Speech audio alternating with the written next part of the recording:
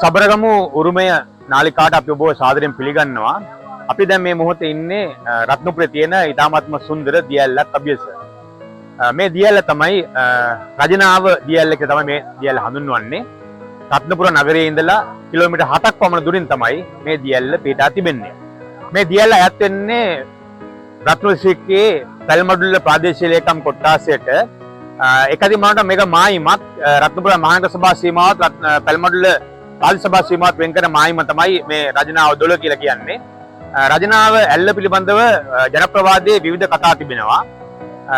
වලගම්බා රජුරෝ මේ ප්‍රදේශයේ ඉන්න කාලෙදී විශ්ව සමග මෙම ඇල්ලට නාන්ඩාව කියලා කතාවක් තිබෙනවා.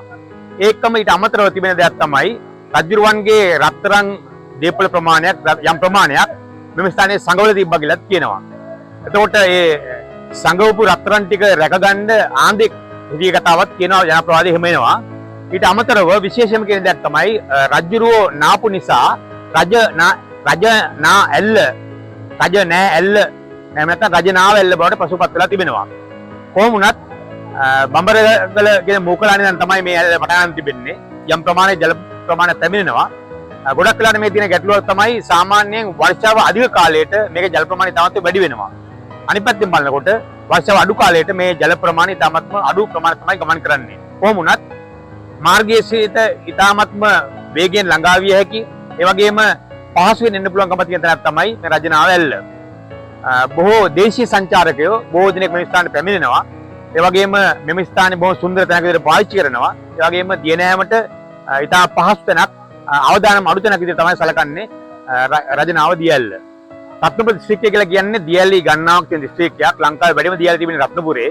එතකොට මේ දියැලත් එයා හා සමාන සුන්දර දියැලක්. මෙම දියැල්ල ආරම්භ වෙන්නේ බඹරගල කියන මූකලාන ප්‍රදේශයෙන් ආරම්භ වෙලා තමයි ගලාගෙන බසින්නේ. තව විශේෂයක් තියෙනවා මේ දියැල්ලේ උස ප්‍රමාණය අඩි 42ක් පමණ තමයි උස ප්‍රමාණය තිබෙන්නේ. ඒක සාමාන්‍ය එච්චර ලොකු උසක් නෙමෙයි බලනකොට. නමුත් යම්කිසි සුන්දරත්වයක් තිබෙන ඊටමත් වටිනා දියැලක විදිහට සලකන්න පුළුවන්කම තිබෙනවා. දේශීය සංචාරයෙන් වැඩියෙන් එන මේ දියැල්ල මේ ජල ප්‍රමාණය මේක රජනාව 12 විදිහට ගලාගෙන ගිහිල්ලා ඉවරලා මේක එකතු වෙන්නේ වේගඟට. පසුව වේගඟ එකතු වෙනවා කළුගඟට. මේ ජල ධාරාව ගලාගෙන යන්නේ ඒ ආකාරයෙන්. ඉතින් කොහොම වුණත් අපි ඔබට ආරාධනය කරනවා රජනාව දියැල්ල බැලීමට එන්න කියලා. මොකද හේතුව පරිසරයේ සුන්දරත්වය ඉතාමත්ම මැනවින් විඳ ගැනීමට හැකියාව තියෙන තැනක් තමයි රජනාව දියැල්ල. මේ තියෙන්නේ සබරගමුවේ උරුමයක්. අපි අපේ නාලිකාවෙන් බොහෝ විට උත්සාහ කරන්නේ සබරගමුවේ උරුමයන් පිළිබඳව ලෝකයට එසේ නැත්නම් ඔබට දැනුම් දෙන්නට. ඉතින් තවත් දිනක තවත් සුන්දර ඉතාමත්ම අලංකාර දියැලක් හෝ පරිසර සුන්දරත්වයේ සමග අපි නැවත සබරගමු උරුමයෙන් හමු වෙන තෙක් ඔබට සුබ දවසක් ප්‍රාර්ථනා කරනවා. ආයුබෝවන් ඔබ සියලුම.